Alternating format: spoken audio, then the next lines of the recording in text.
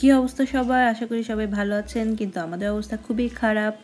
এখন অলরেডি সেপ্টেম্বরের 1 তারিখ, আমাদেরকে 5 তারিখের মধ্যে এই বাসাটা ছেড়ে দিতে হবে।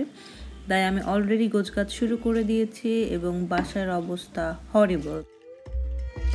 আপনারা যারা আমার হাউস বাইং সিরিজের ভিডিওগুলো দেখছেন তারা নিশ্চয়ই জানেন যে আমরা একটা বাড়ি কেনার চেষ্টা করছি। এতদিন পর্যন্ত আমরা কনফার্মও হতে পারিনি, বাট এখন অবশ্য কনফার্ম করে ফেলেছি যে কোন বাড়িটা আমরা কিনবো। সেটা আমরা অফারও দিয়ে দিয়েছি, অফার অ্যাকসেপ্টেডও হয়ে গেছে, কিন্তু বাড়িতে উঠতে আরও প্রায় 4 সপ্তাহ মতো সময় লাগবে। কিন্তু আমাদের এই ভাড়া বাসাটা ছেড়ে দিতে হবে 3-4 দিনের মধ্যে। এই জন্য আমরা সব জিনিসপত্র গুছিয়ে নিচ্ছি। আমরা একটা স্টোরেজ ভাড়া নিয়েছি, তো আপাতত 1 মাসের জন্য আমাদের সব জিনিসপত্র ওই স্টোরেজটাতে রাখা হবে। ইংল্যান্ডে বাড়ি কেনার আসলে প্রসেসগুলো স্টেপ বাই স্টেপ পার করতে হয়, একটা পার করেই পরেরটাতে যেতে হয়। সো মোটামুটি আমাদের আরও 4 উইকস সময় লাগবে। কোনো স্টেপে যে আমাদের বেশি সময় লেগেছে ঠিক তা না, আমরা আসলে আমাদের বাড়িটা সিলেক্ট করতেই দেরি করে ফেলেছিলাম। আসলে সব কিছু মিলায়ে পছন্দ মতো বাড়ি খুঁজে পাওয়াও মুশকিল। সো আমরা আমাদের বাড়িটাই আসলে সিলেক্ট করেছিলাম অনেক লেটে, আর তারপর বাকি প্রসেস কমপ্লিট হতে মিনিমাম একটা সময় তো দিতেই হবে। তো এই সময়ের মধ্যে থাকার জন্য আমরা একটা এয়ারবিএনবি ঠিক করেছি। আমাদের ভাড়া বাসাটা ছিল ফুল ফার্নিশড, সো আমাদের কোনো ফার্নিচারই ছিল না। তারপর টুকটাক যে জিনিসপত্র ছিল সেগুলো রাখার জন্য আমরা একটা স্টোরেজ ভাড়া নিয়েছি।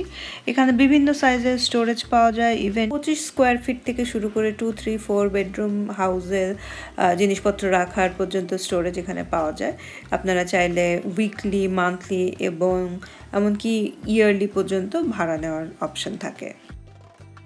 সো আমরা আমাদের জিনিসপত্রগুলো স্টোরেজে রেখেছিলাম 1 মাসের জন্য। আর অনেক জিনিসপত্র যেগুলো আসলে এই টানাটানি করা ইজ নট ওয়ার্থ ইট, এরকম অনেক জিনিসপত্র আমরা ডোনেটও করে দিই।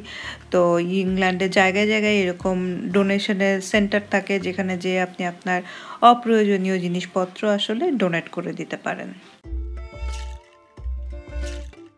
চেহারা দেখেই নিশ্চয়ই বুঝতে পারছেন যে আমার কি অবস্থা। আমরা সুপার এক্সস্টেড অ্যান্ড টায়ার্ড। আজকে সেপ্টেম্বরের 3 তারিখ, বাসা আমরা মোটামুটি পুরো খালি করে ফেলেছি, জিনিসপত্র স্টোরেজে শিফটও করে ফেলেছি। এখন যাচ্ছি আমরা এয়ারবিএনবির চাবি কালেক্ট করতে।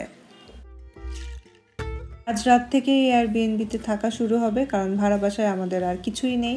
কাল অর্থাৎ 4 সেপ্টেম্বর প্রফেশনাল ক্লিনার আসবে বাসা পুরো সুন্দর করে ক্লিন করে দেওয়ার জন্য।